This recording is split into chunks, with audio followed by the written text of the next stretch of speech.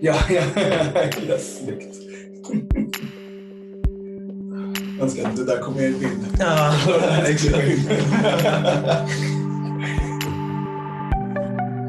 Men ska vi sätta igång? Yeah, let's do it. Let's do it.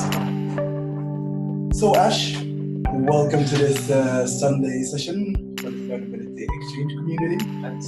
Good to have you here. And we're doing this series called Fit for Life, where we try to understand fitness and health and well-being from different angles.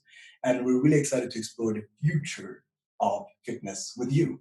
Okay. And we'll get more into your journey and why that's very relevant. But I wanted to start off with these beautiful things that we have in front of us here. Yes. So, what are we looking at? we're looking at some different bottles of homemade brewed kombucha. Yes. That's something that I've been quite interested in now quite a month. And I have some different flavors for you to taste. So I have mango passion, strawberry lime, and ginger lime as well. So we can have a try. Should we try it out? There? Yes. Let's see what we think. And also I have a store-bought kombucha that I bought in a cafe. Just for you to have a reference and see which one you prefer the most. Very good. We should almost blind test it. Exactly. Let's do that for now. Yes, exactly. So this is actually a lot of oxygen, carbon dioxide. So we have to wait a little bit. So that's the one thing with kombucha is it's fermented tea. So it's actually living probiotics. Yeah. It's actually really good for your gut biotics and gut health. So I think we have to let this sip a little bit. So you have to be very careful when opening these bottles. Welcome to the conversation, Claudia. We are talking about Ash's kombucha here. Hello there. So let's try out with this one. This one is more strawberry flavored with ginger and what do you call it, rhubarbs. So with ginger and rhubarbs. Yes. So have a taste. So, and you do these at home? Yes, exactly. So how is the process? The process is basically you have some fresh tea. So this tea that I'm using is actually from my homeland, is Bangladesh. So you can't really find this tea in the market in Sweden, actually. And that's also one of the reasons that I like to experiment with this type of tea, because you can't, have this type of flavor of kombucha. Yeah. So it started with my friends, and they really enjoyed it. So they just made some requests. They wanted to have more. It's very nice. Yeah. It's very thirst quenching. Exactly. So I can feel the rhubarb in there. The ginger is very light, would you say as well? Yeah, it's quite light. Very light. Very thirst. It's maybe the most thirst-quenching kombucha I've had. Oh, interesting. So this exactly. So this you can use this one after a great training session. Just afterward, instead of drinking a heavy milk drink, you can have this instead of a post milkshake or something like that. All right. It's a good one. Yes. That was the rhubarb and ginger. Exactly. That's some lime, I think. Yeah. So next one, let's see if the mango passion is behaving. If it's calmed down. Yeah. Because since it's actually living bacteria, it's hard. So living bacteria, can you explain that more? Exactly. So what we use is basically bacteria and yeast culture when using kombucha. So this bacteria and yeast, they actually eat the tea, and in combination with some sugar, they thrive on that environment. So they expand and become more and more building a colony in a sense. Okay, so if I understand it right, they're in there, they're eating the other ingredients, taking that into themselves, but they're still in there. So when we drink it, we get it all. Exactly, getting the living probiotics, the living bacteria, which is really, really nice for your gut health, actually. So if you have some problems with your intestines, it could be really nice. And also, I had a story. Should I start opening this? Yeah, I can have a shake before. I had a friend that had a lot of antibiotics. So his doctor recommended him to drink some kombucha just to replenish his gut bacteria back to normal. And could you tell us some on gut health? Because I've understood that to be a big part of our overall health. That's a lecture in itself, actually. Gut, there's a lot of research going on in gut health, actually. There is a lot of connection during the nervous system. So the autonomic nervous system is basically how you feel. I mean, you have seen some studies, there's a quite linked to correlation with depression, mental well-being with your gut health, actually. So people who have a different type of diet, you can actually have a correlation to what type of mental well-being they have. But this is quite, heavy, deep research, to be honest with you. But they have seen some type of, what can you say, correlations and indications of what type of diet can influence your well-being. So it's still in early stage. It's quite early stage. It's promising. Yeah, it's very, very promising. I mean, they have got a lot of funding actually in this research. I hear a lot about it, and it makes a whole lot of sense. If you think of how much, what is it we have? Is it like a huge part of the nervous system, exactly, and the active parts of our health? Yeah, exactly. I mean, so this is this is ginger and lime. Ginger and lime. Okay. Very basic taste flavor, I think. Yes, this tastes is very good. It tastes a little bit more like the other kombuchas, like how would you say, kombucha taste. Okay. I have more of the kombucha taste in this one. That one was really just a thirst quenching, nice drink. And this one is a little bit, I don't know what signals kombucha, but there's people have different affiliation with it. So depending on who you are and how much you have had kombucha before, you have a different taste to it, actually. So it's quite interesting for me that you say that this is more kombucha that you are used to. Yeah. Then I get a grasp of, okay, I know what type of kombucha type you are, actually. Because I think more people that are not so used to kombucha, I think they prefer this one because this is light on the palate. Exactly that. Yes, so that's the thing. But it's interesting. I like them both. I actually, and we spoke about it, there are not maybe many that I've met, but a few haven't adapted the taste of kombucha. Yeah. But it's growing and it's popular. But that one would go home with that person. I think that's a safety, a safe one. Yes. And that's actually, it's good that you say that, because that's one of the missions that I have, that people that are drinking sodas, maybe a lot of beers and wine, they should convert to maybe drinking more and more kombucha instead, because I think that's a long-term more healthier choice, to be honest with you. Yeah. And then you're making it easy for them with that one. Exactly. And that is one of the reasons why I started doing kombucha, because I was tired of the selections outside. I'm quite a healthy guy that I want to have some nice, freshly, produced kombucha in the stores. And also when I go out in the bars, in the clubs, they don't have these type of options. So I'm trying to get Aisha, which is the name of this kombucha, Aisha. So the concept is, for example, if you innocent are, you have a preference of raspberries and strawberries. I'm going to make that raspberry and strawberry combination just uniquely for you. Wow. So that's going to be handmade, designed specifically for the customer or the guy that is into, a girl that is interested in having that type of specific flavor, because a lot of people have different tastes. So why not adapt to it? When we spoke about this previously, I got quite creative, and I threw an experiment at you in doing a banana taste. Exactly. So that is, I have never tried banana taste on kombucha, so that could be quite interesting, actually. Just an experiment. Yes, experiment. Yeah. For that type of sake, why not? So what I'm thinking we'll do here, we'll keep on tasting, but we'll move on in the conversation. Of course. So, and I'm really interested in learning more about you. So could you tell us a little bit about your journey? And I think we'll attack this from the angle of your academic background versus entrepreneurial journey that you're into today. Okay. So go ahead, tell us, who is Ash? So Ash is, I started my journey basically started doing my bachelor's just before I finished gymnasiet, so what do you call it, high school. Yeah. So I started biomedicine for 3 years. Then I found that I really enjoyed doing experiments, research basically. So that was my love for the studies.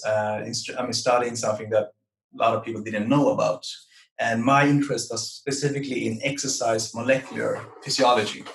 Exercise molecular physiology. Exactly. Please explain that. Yes, this is a quite complicated term, but it's actually not that hard. It's about when you do training, whether it's strength training, running, endurance, there's a lot of molecular mechanism that's happening in your body, cellular to molecular level.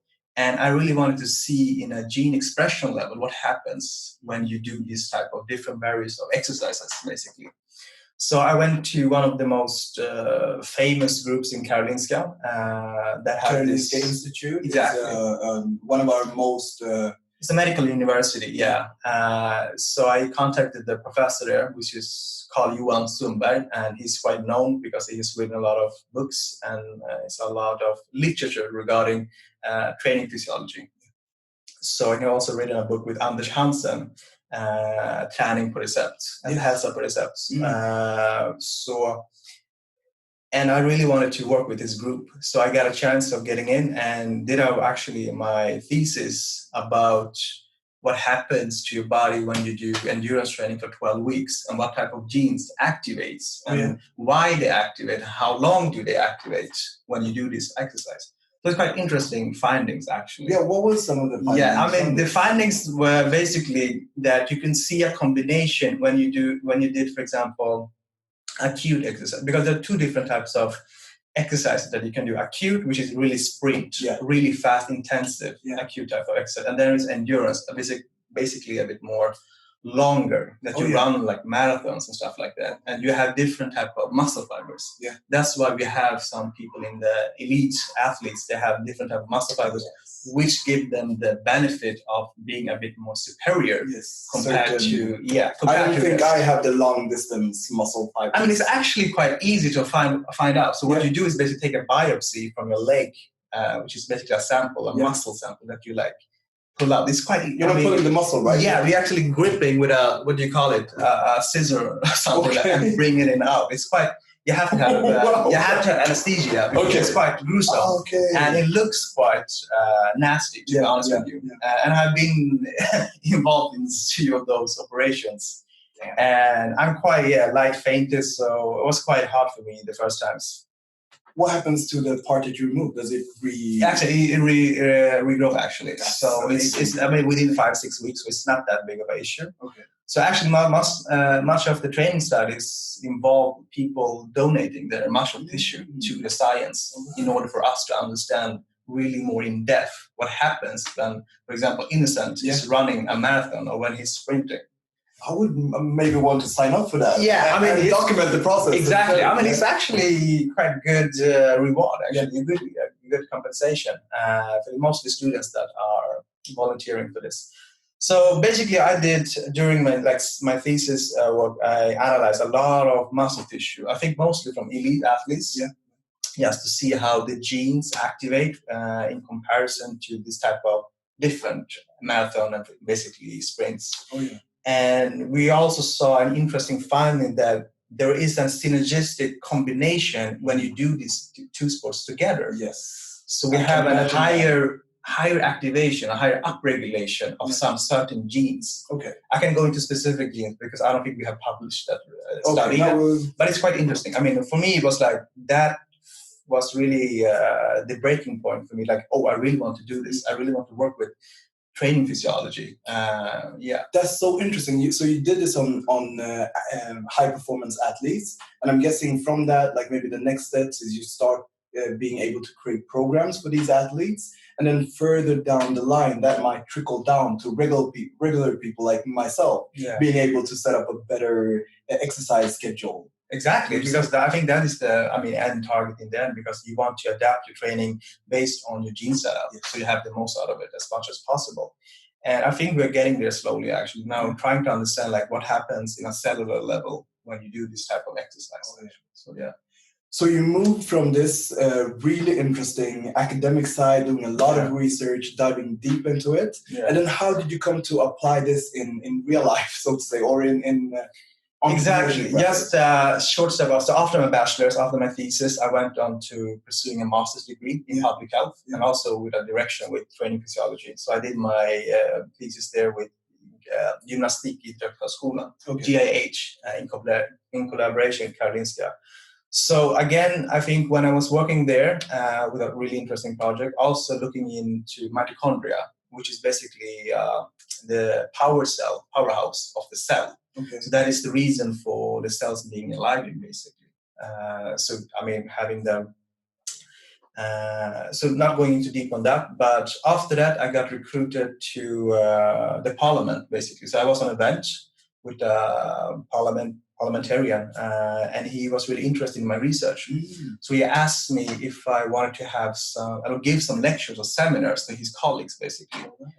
So this is this group focused on public health? Or? Yes. Yeah. So this parliamentarian had his questions, his own specific questions, was working with public health questions basically. Right. So he was really interested in knowing more, and also educating his colleagues and also the group that was. So I was working for Miljöpartiet. Oh yeah. So I was officially environmental. Exactly, environmental party. So I was working as a counsel there and had a lot of lectures and seminars for these different type of parliamentarians. So it could be a range of moderates to conservatives to liberals, everyone I was lecturing for.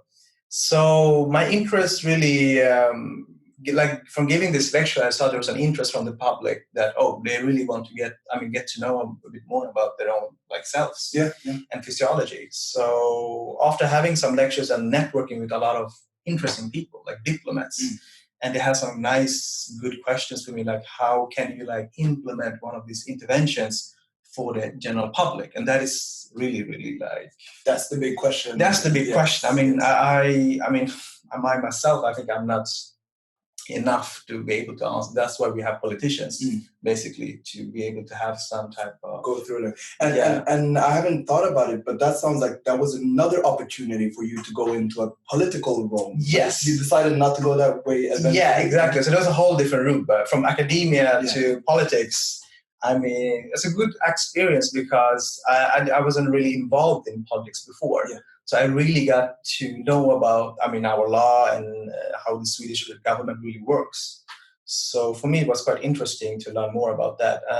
But I grew tired because that wasn't really my ambition or desire to pursue in a high type of political level, because there's some, as you said, politics that I didn't agree with. Yeah. And so I actually, after that, landed a research assistant job at Uppsala University. Yeah. So this was a collaboration with Karolinska. So they needed my assistance with some analysis of physical activity data. Basically, what they had done, a study based on I think it was 15,000 people. So they had accelerometers. So basically, pedometers that they saw how many steps or how far you went each day. Yeah. And they had collected a lot of data. Huge, actually. 15,000 people. Exactly, during a whole year. During a whole year, exactly. Yeah. Every day. It's crazy. So I got the chance of basically analyzing that, all of that data, and have some type of statistics on that to see what happens when you do what happens when you have this type of many steps, and when you have a sedentary, which is basically that you are not walking so much. So different type of lifestyles affect your, in the end, well-being. And was there reporting besides this data of steps, so you could actually get insights to quality of life? No, that is a bit more harder. So maybe they had some in collection of the quality of life data. That would be really interesting to see that. But mostly I had raw data. Basically, it's objective, how many steps have innocent, taken this whole year. Yeah. So I looked at different months and looked at different behaviors, how much, how far, how less, and tried to find a conclusion based on where you live, based on how old you are, your gender, can you have some type of, when you say a trend? Oh yeah, finding tendencies. Exactly, finding tendencies, yeah. So that's actually something that I'm working with at the moment. So they are going to publish a study on this report maybe next year. Wow. So, exciting, man. Yeah. So you still have one foot in academia, and you have been working with bionic and connected senses for how long now? Yeah, exactly. So connected senses, this is my full-time job. I'm working as a project leader. So my role is actually validating this product, making it evidence-based. So based on research that I've been doing before, trying to set up a clinical or a setup just to see that our device measures actually what it's supposed to measure. Yes. So having a really, fortunate background, having my colleagues working in research, we actually made a study on this type of, we looked at, for example, children, young adolescents, during 10 weeks. Yeah. how they exactly develop in strength. So our device, connected senses, is a measuring device. It's almost like a dynamometer. To measure muscle performance. So different muscle groups, you can like have a specific objective value. And that is something that we like to just collect. Okay, so you get the actual data of your muscles' capacity almost. Yes, exactly. Could you say? And in order to know that, I mean, you can also prevent injuries. So if I know how much you can lift, then I know how much you can have in the gym as well. So not like overexerting your capacity. I'm thinking, let's try it out. You want to try it? We have it right here, so let's give it a try. I haven't tried it. Let me just open the app, because this is an app linked to the hardware. And I wanted to say that this is a startup, right? Exactly. So it's been around for... I mean, in the market now, I think like 6 months, actually. 5-6 months. Wow. And during this short amount of time, we actually have a lot of ambassadors, like personal trainers and also gyms and also studios. That's obvious use cases for a personal trainer to use this. And the feedback we have received is really, really positive. And actually, during this autumn, we're going into a really, really big project with one of Sweden's most biggest gym chains. So that is, I'm quite really, looking forward to big things ahead. Yeah, and I'm excited about the data you'll get from that. Exactly. Having it applied it wider. The data is really, really interesting because actually I think that is the main interest for this gym chain, that they want to collect the data from the members. Because if they know how much they perform, how much they can lift, they can adapt their machines, their equipment. Okay, let's see, Innocent is weak in the arms. Maybe we need more machines that is using the arm and muscle groups. I don't know. So having that collection, a pool of data based on your members' capacities could be really interesting. So you're adapting the environment and actually helping people. Yeah, adapt the environment specifically for you, the individual. Yes. So that's all right. Let's try it out. Yes. We'll try to switch our setup here and try to capture what's going on. So the first test is actually the arm. So if you stand here in a sense, and I'm just going to show you. So you're just going to hold like 90 degrees like this. Yes. And pull up 5 seconds. Okay. Pull up like that? Yeah. No more than that? No more than that. Stand here. So I want you to lift more than 40 kilos because that's the average one. I think you should be a bit more because since you're training. Okay. So if you have like exactly chest up, there you go. So I'm going to start you now. So 3, up for 5 seconds. 2, 1, go. Up. Yeah. Ooh, you're really strong. Keep it up. Keep it up. Keep it up. Come on, come on, come on. Nice. Ooh. You're really strong. Really strong? Yeah. You're above average. Could you look into the camera and say that? You're above average. It's really nice. Okay. The next one is deadlift. Deadlift. So you have done deadlift before? Yes. Perfect. So let's go to shape like this. This is a good angle. We'll bring it down. So if you stand on the platform, and just going to adjust to have a exactly. So I'll try to have a. I normally lift like this. Is that okay? Yeah, it's fine. You can do it. So have your legs close to the bar. Closer. There, exactly. A bit more wide.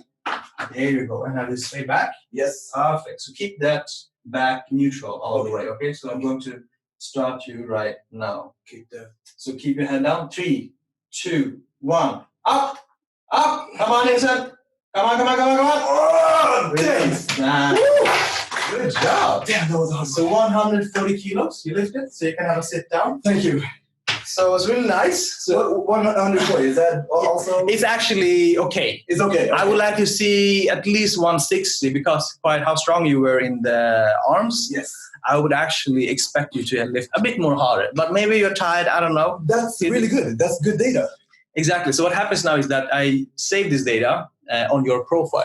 Yeah. So you can go back to this and have a look like, oh, how much did I have like last week and see if you have. So just write your email address and this data will be sent to you. Perfect. I love this. I love the ability to know where you are in order to improve. Exactly. It's not you're having getting my email. It might be because it's a .online. Okay. But I can send you my other email. It's fine. So I can do it again. So actually, what you didn't see here is that we pick a lot of data. It's not only the max strength. We pick up endurance. I mean, how long your muscle fibers can hold that and maintain that weight. And the second part is reaction time. So how fast you react. 3, 2, 1. Exactly. So how fast you react to the stimuli. And the third one, which is most interesting, is explosivity. Which is the rate of force development. Which is how long it takes for you to reach the maximum force. So I do a lot of boxing. Yeah. I do yoga, I do some running, and I do boxing. Okay. Is there, because I saw you could adapt it, is there like a way where you could measure my punch? You can. Yeah, you can measure punch power. So if you have an elastic band, actually one of our trainers, ambassadors actually, he's a fighting coach. I know, it's I know.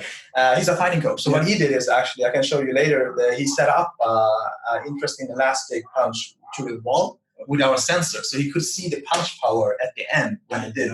I can show you that. It's really, really cool. Actually. We'll try that another time. So you can also get really, really creative with this type of device and do a lot of exercises, do a lot of testing just to get a whole overview of your capacity. Yes. So, and you said this product had been on the market for 6 months now, about 6 months. Where do you see this going in the future? You have this big training chain that's implementing it. It's a really good question. I'm actually quite fortunate to working with this type of device and like health tech, basically. So I think this will be quite widespread because if this, one of Sweden's biggest gym chains is interested, I think this can go really international, like worldwide. So I think it's a huge, huge potential there is. So because we are going into a more data-driven fitness world. Yeah. And I myself, I mean, I'm really like a nerd in that type of data-driven fitness. I myself have an Aura ring, which is basically a ring that measures sleep in a specific deep level. So REM sleep, deep sleep, shallow sleep, and also how long I sleep in this type of phases. So I have been wanting to get more into this. Yes. Just to ask you while I have you here, what's the difference between a watch and the ring? Which one? Actually, I mean, there's not that huge of a significance, but I prefer having a ring because you sleep a bit more comfortable having a ring. Of course. And also since it's like close to your finger and vein, it actually measures the heart rate a little bit more specific and more precise than the watch. I'll probably be getting one of them. Yeah. And what we're speaking about here, I also see us moving into more data-driven. It helps. Like marketing has gone towards data. The world is going towards data because it helps us actually understand what we're doing, what we're seeing, and what the impact is. So it's, for me, quite obvious that we will move into that with fitness.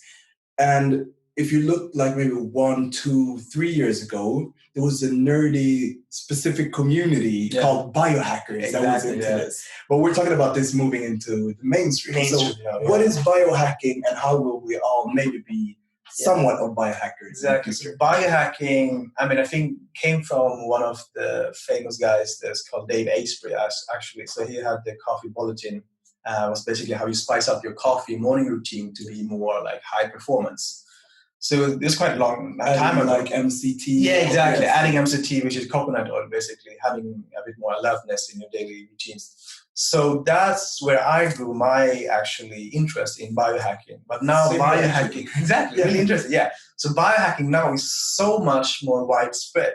So this could actually be, as you precise, I mean, just perform right now with connected senses. That could be a form of biohacking because by knowing your limits, by knowing your capacity, you can improve on that. If you had a personal trainer or a coach like me, I could set up a training regimen based on your performance in order for you to accelerate even more because now you have this type of information or bioinformation because it's specific to you. Yes. So that is one type of... And that's where also education, if we take it back to education, that's where we need to move with education, personalizing it more. Yes. And data is a part of that. Understanding your learning habits and where you fall off and your interests. So data will enable us. And obviously athletes have been at the forefront. So this is basically taking this from this elite group, which is fantastic that they're performing on that level and bringing it up to us. To common folk, yeah, exactly. Would you say that that's connected to public health? Because as I'm starting to see it, everyone doesn't have time to work out. And that's maybe a limiting factor. There's several limiting factors that hinder us from taking the step to improving our health. It's not about performing at the top level. It's about having a healthy level. So on a public health level, if everyone could easier measure where's my lowest level and where's my highest level, then it's easier to know when I'm below my low level, or you have like a frame of reference, basically. Okay. So you have a better frame of reference, which makes it easier for people to know, okay, I'm below, data-driven, I'm below my lowest, this is where I need to be. Interesting. Okay. That's a really broad question, because that is actually something that we are trying to visualize. Yeah. So based on the data that we are collecting, we are getting a lot of, what can you say, statistics. Yeah. So let's say if you did perform a test now, in a sense, you can see how much you are compared to the general public. Oh, yeah. If you're above average, below average, or just average, I mean, that is fine as well. If you're during what you call this curve, normal distribution. Average is good. Like average is good. Average is good. I mean, it's not unhealthy, and it's something for you to achieve a bit more, have high expectation. Okay, I'm an average. How can I improve to be maybe a bit above average? Because many people like to compare with, their peers, with themselves. Yeah. So if I know my potential is here, why shouldn't I try to go there? Because I know my potential is up there. So actually, that is. How can I answer this question specifically? So could you just repeat your question again? No, so the question is, looking into the future and connected sensors being more readily available, Aura rings and watches being more readily available, and data basically being more readily available, will that help us in achieving a higher level of public health? Interesting. I think what it will achieve actually is basically being aware of yourself. In your self-capacity and physiology, you can actually do some small tweakings. It can just be having that carrot juice in the morning instead of milk, because your gut or your body reacts differently to the milk or some kombucha. So actually, that's why I'm interested in try to find some small cues in your everyday life. It could be kombucha for me, as instead of drinking beer or cola or cider. It could be anything actually. So I'm actually myself really interested in having those small cues that could be more personalized, individualized, just to be able to perform better, not only in my training capacity, but also in my job, occupation. Exactly. Because I work, I have a lot of, uppdrag, assignments, and have a quite wide variety of assignments. So now I'm not only a project leader for Connected Senses, I'm also a personal trainer for Bionic. I wanted to get into that as well. Yes. So yes, short answer to your question, if the general public are more aware of how their body reacts to different type of stimuli, yes, I think they would be a bit more, healthier in the long term. It's basically you're assisted in reaching your goals, or assisted in your process. Yes. And you mentioned Bionic, so that's the next level maybe of technology being applied in fitness. Yes. So Bionic is actually, I haven't really myself known about Bionic 2 years ago actually. So it started by having a project, actually collaboration with Connected Senses and Bionic. So Bionic were interested in having a personal trainer, and I were interested in having Connected Senses in Bionic. Okay. So our both interested aligned. Yeah. So we had a combination if I work as a personal trainer, and can I have our Connected Senses there? I was for sure. Yes. Bring your device and bring yourself. Very synergistic. Exactly, very synergistic. And also the members that work at Bionic have also accessibility to this device, because when they do Bionic is basically a 20-minute workout. Yes. So it's called EMS training, electrical muscle stimulation. Yes. So EMS training is basically originally from the rehab world. Oh yeah. So people that are rehabilitating. Yes. Yeah. Yes. Where you're not able to do a full strain workout. Yeah. So you focus. Not only that, people you haven't seen studies, for example, when people were paralyzed. The hospital sitting. Yeah. So they needed stimulated some type of muscle just in order to not lose muscle fibers, basically. Could you explain a little bit what electrical muscle stimulation entails? So what it entails is basically you have some rest on you. You have pads on you during your whole body, all of the bigger, larger muscle groups. Yeah. And this is because you want to stimulate them. So what happens is actually when this bionic vest is on, is put a impulse, basically an electrical impulse, to your muscle group, and which makes them contract.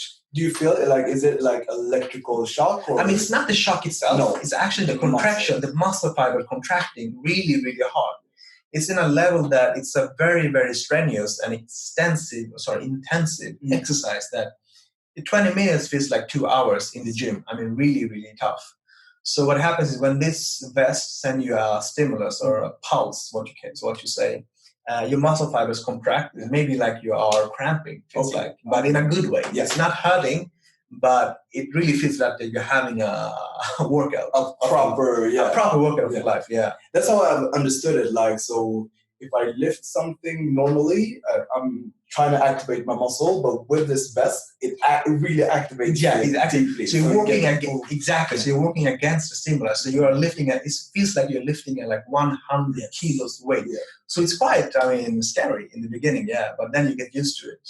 But it's as I've seen videos of it, it seems very safe and it's very safe. Actually fun. It's very fun. So it's a really good content creating space. So we also always have what you call a health declaration just in order to see that the person is not sick, doesn't have any chronic issues, doesn't have a pacemaker or pregnant. So we are trying to really be safe about that before we do anything type of working out before. All of this is very interesting, and I will be going deeper into all the parts we've been speaking about here. Thank you for sharing really good insights. I wanted to end this conversation. We have some more kombuchas to taste. Yeah. But while we're tasting, I would like to ask you, what's your main health advice? My main health advice would be basically like, try to be curious. Curious about your own lifestyle and see like, okay, I'm training like 3 times a week, or maybe I do this type of exercise. How can I maybe shift a little bit or vary a little bit or do something else that could be more actually beneficial for me in the long run? So having a bit more biohacking sense in your like everyday life. For example, just for me, this is kombucha.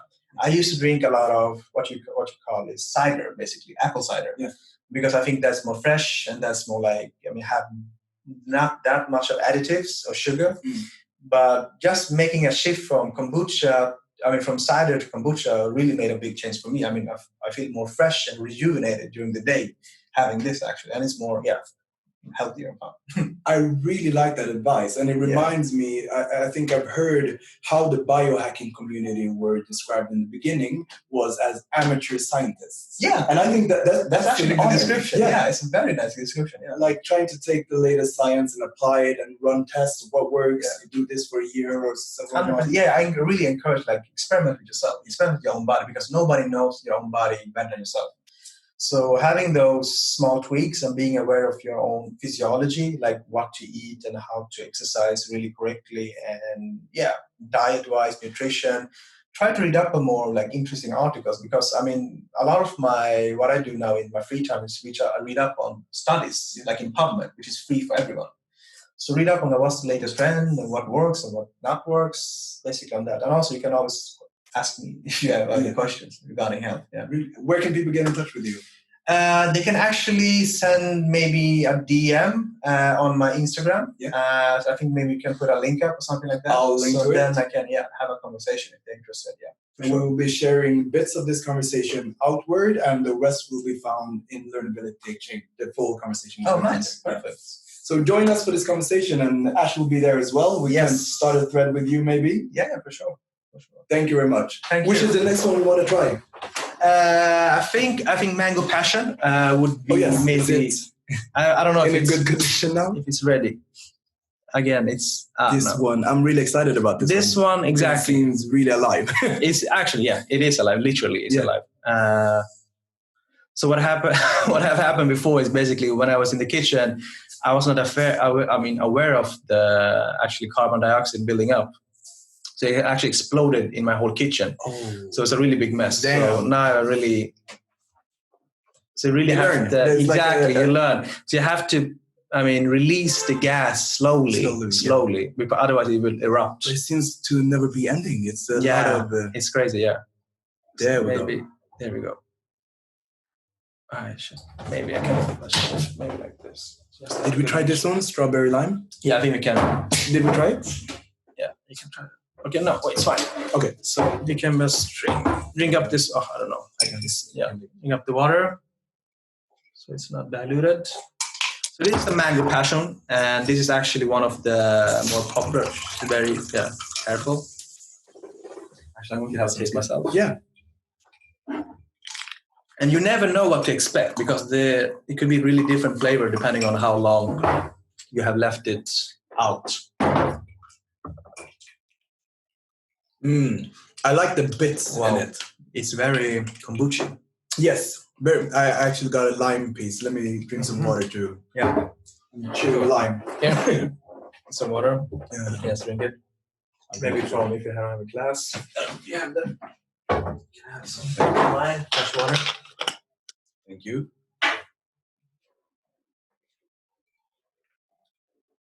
Do not only taste the ginger. See.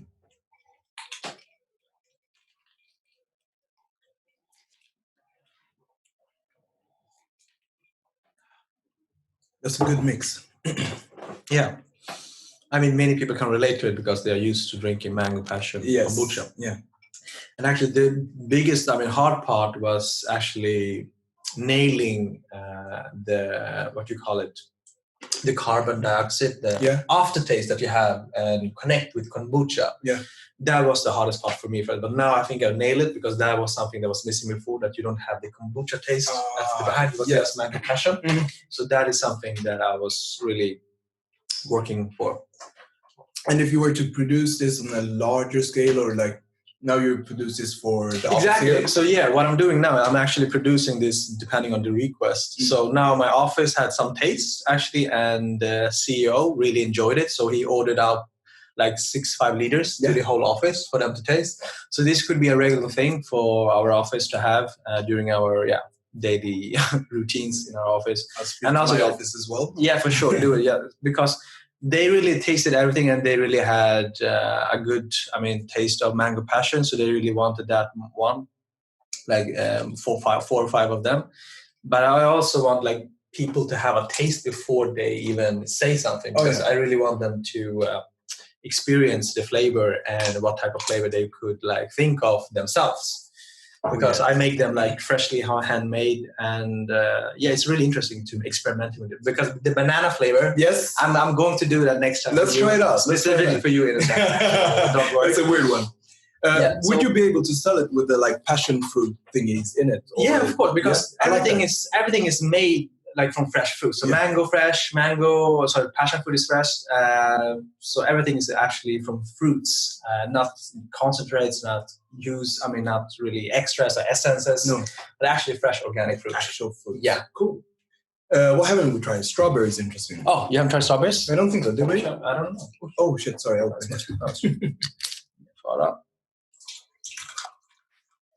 Have a taste? I think we tried that one. What was that? Yeah, that was actually, I think, rhubarb and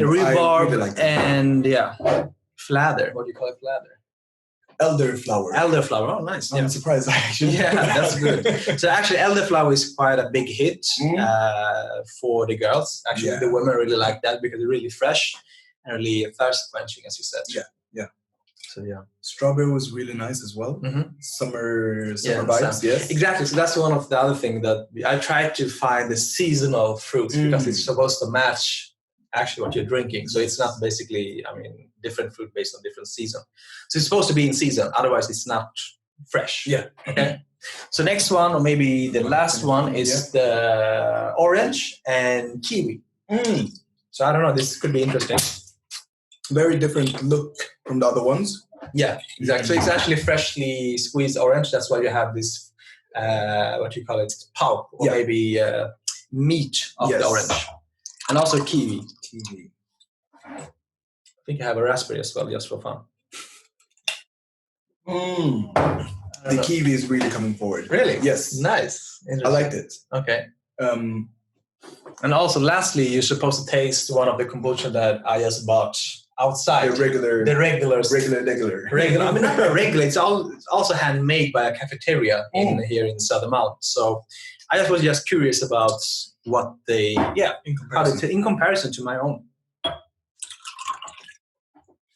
I'm thinking like preference. You said it's very different, and I think even for me personally, the answer would be different in different moments. Right now, today, as I biked into here, and I was quite sweaty and warm, and it's quite warm today. The rhubarb and what was it? Elderflower was really thirst quenching. So that's what I would go for today. Yes. Okay. Interesting. My favorite so far. Your favorite so far. Today. Okay. Today. Oh yeah, it could be based on mood as well. That's what I'm thinking. Okay. This is very different.